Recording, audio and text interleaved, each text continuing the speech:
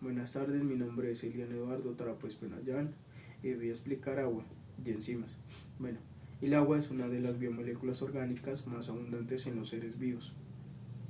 También interviene en casi todas las reacciones químicas. Bueno, el 2.5% de agua es dulce, el 70% está atrapado en hielos, el 30% restante nosotros arrojamos más de 2 millones de toneladas diarias de desperdicios, lo que hace que el 80% de las enfermedades de subdesarrollo estén relacionadas con el agua.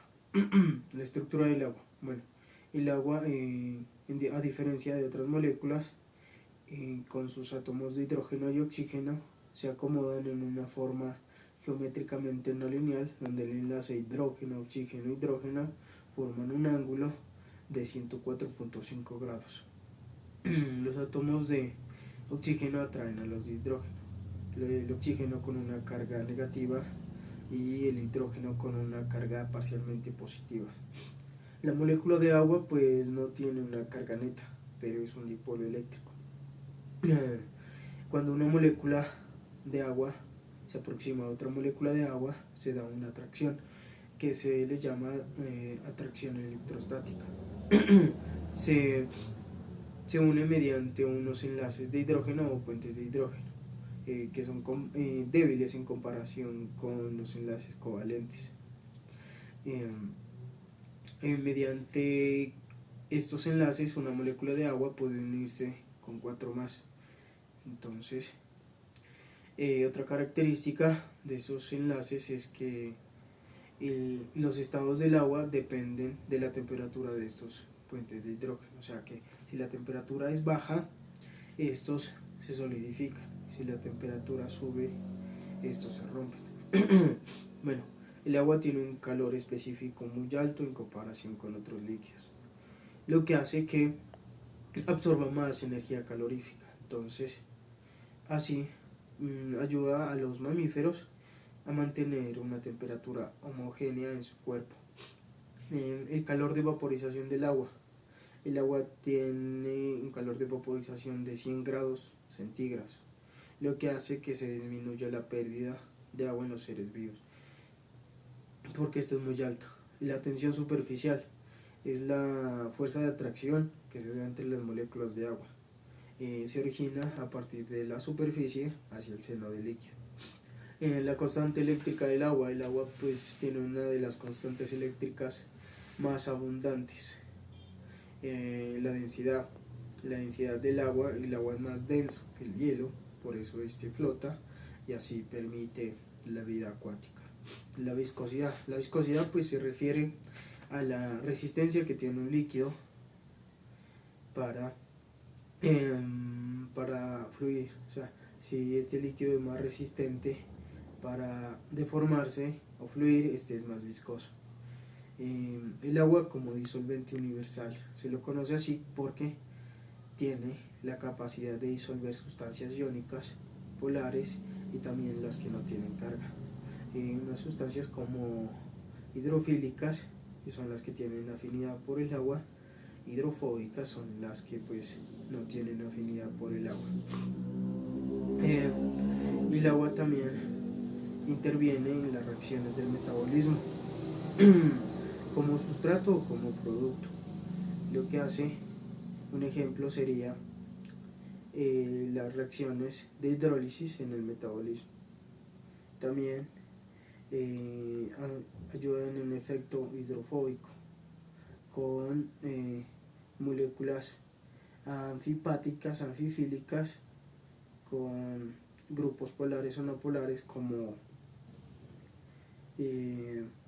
detergentes, como sales biliares, lo que hace que ayuda a la formación de estructuras ordenadas como la membrana celular. Micelas o liposomas. Pues las micelas o liposomas son las estructuras estables gracias a las fuerzas hidrofóbicas ejercidas por las cadenas hidrocarbonadas e interacciones iónicas. Un efecto hidrofóbico es, gracias a su gran cohesión, Esto ayuda a la formación y evolución de las células. El agua también contribuye en la organización macromolecular, hidratando proteínas con el plegamiento rápido de cadenas polipeptídicas y con la adición de subunidades proteicas. El agua también ayuda con la doble hélice del ADN, con un buen efecto hidrofóbico ejercido por el agua. El agua también contribuye a la organización molecular, abriendo canales a través de la membrana, facilitando un buen ataque enzimático. El agua también también mantiene un pH estable, aceptando o donando protones, ya que la actividad enzimática pues depende de un pH y de un ambiente hidratado. También tenemos la osmolaridad. La osmolaridad pues es el número de moles por kilogramos de solvente. Entonces en el plasma sanguíneo se considera normal entre rangos de 275 a 299 de osmolaridad por kilogramo. Entonces, la vasopresina plasmática es directamente proporcional a la osmolaridad plasmática, del sodio y del manitol, y un poco menos directamente a la osmolaridad de la urea e inversamente proporcional a la de la osmolaridad de la glucosa. Bueno, el agua que ingerimos aproximadamente se absorbe o llega a las células o al plasma en 5 minutos. Y se tarda en absorberse totalmente entre 75 a 120 minutos. Así también como hay ingesta, hay pérdida.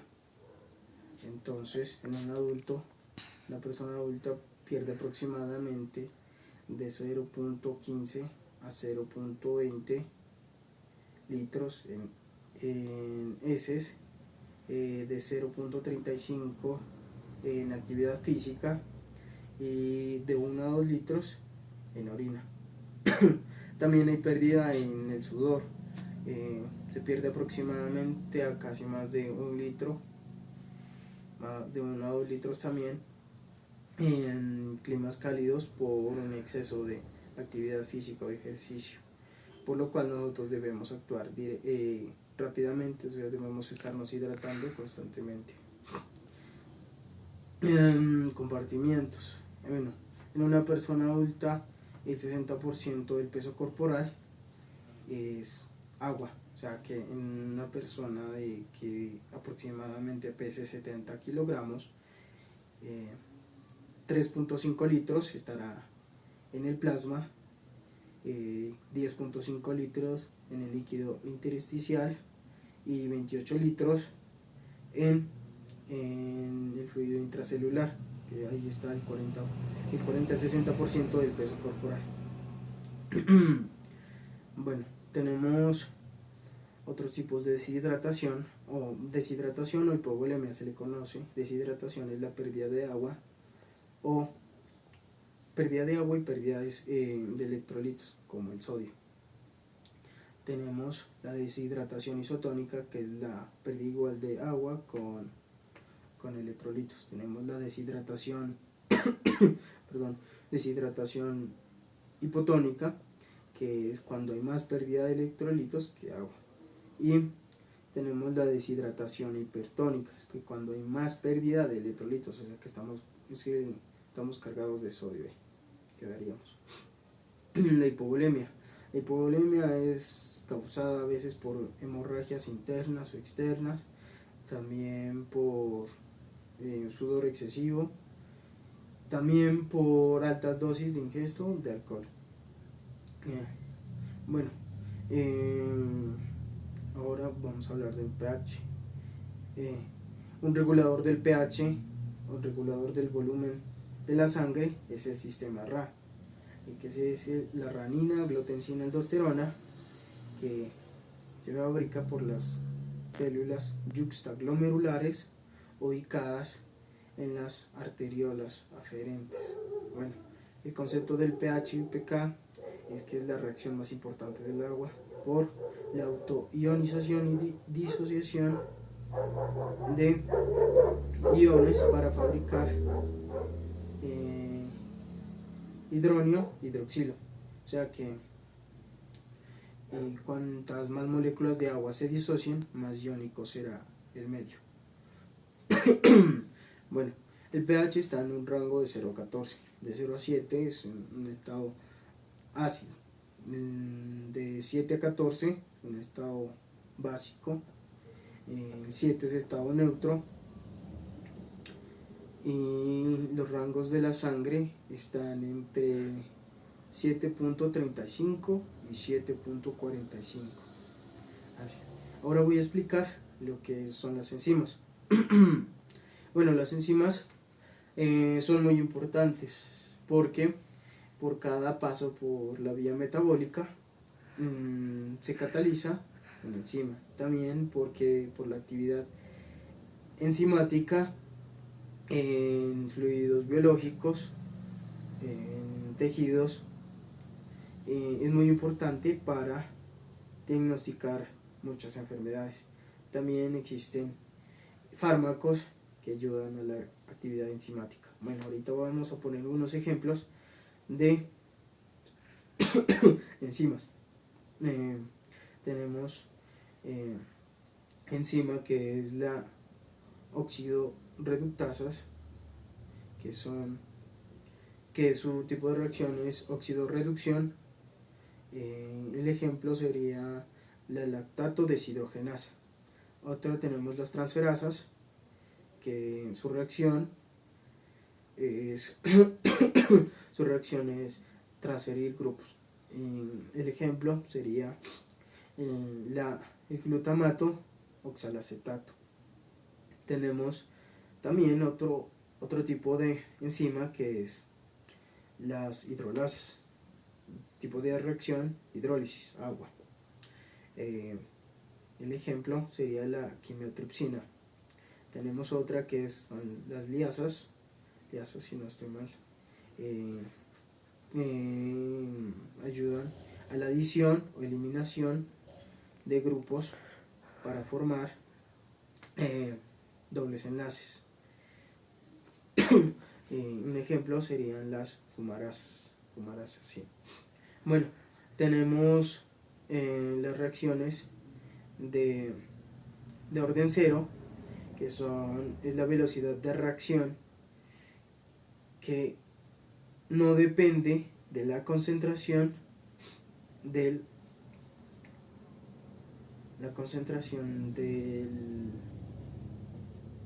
producto, algo así, la concentración del producto. Bueno, reactivos. También existen las reacciones de primer orden. Son las que no tienen, o sea, no se justifican por la concentración de los reactivos. También están las reacciones químicas para convertir de sustrato a producto, donde necesitamos una actividad de energía inmediata que se le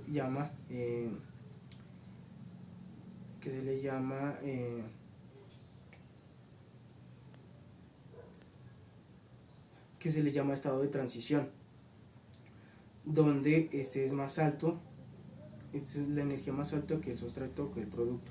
Bueno, una diferencia entre la energía basal y la energía del estado de transición se le llama energía de activación, que si este es más alto, la velocidad de la reacción disminuirá. Bueno, la molécula o moléculas que quieren modificarse van a estar en un sitio específico que se llama centro o sitio activo.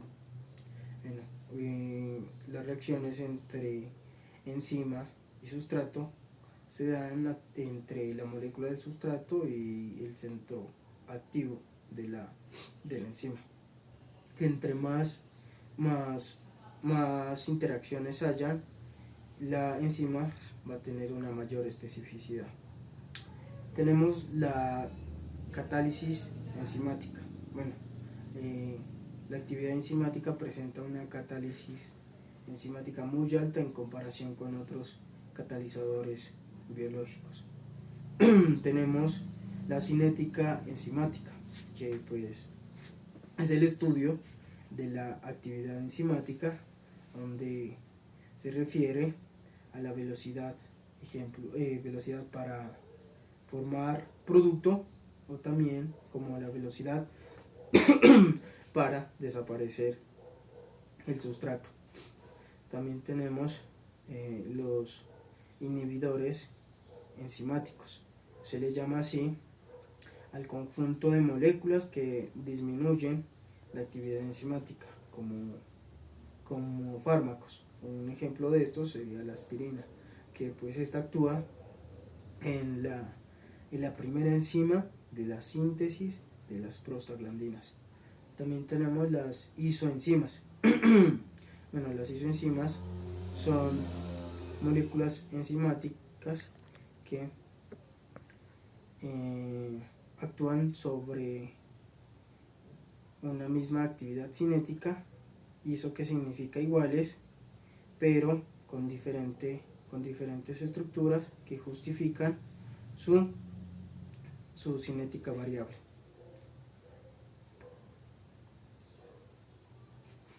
Bueno, también tenemos inhibidores reversibles, que pues en este también tenemos los competitivos, que estos compiten con el sustrato para ocupar el centro activo.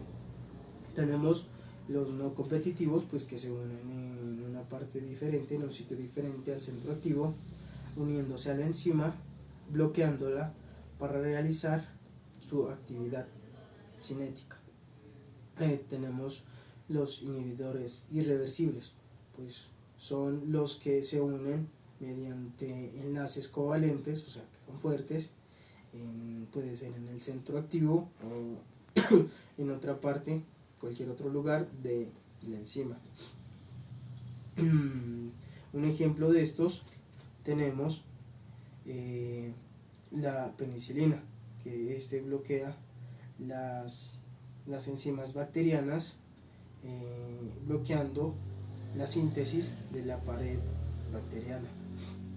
Tenemos también unos factores que influyen en la actividad enzimática. Uno de estos factores es el pH, pues que como todas las enzimas presentan una estructura primaria donde hay aminoácidos con catalizadores ionizables que presentan un pH dependiendo del medio donde se encuentran, o sea que pueden no tener carga como pueden estar cargados. Otro factor es la temperatura, es contrapuesto, es un contraproducente este factor, o sea que también, así como la temperatura sube, puede aumentar la velocidad de reacción, pero también puede causar la desnaturalización. Gracias.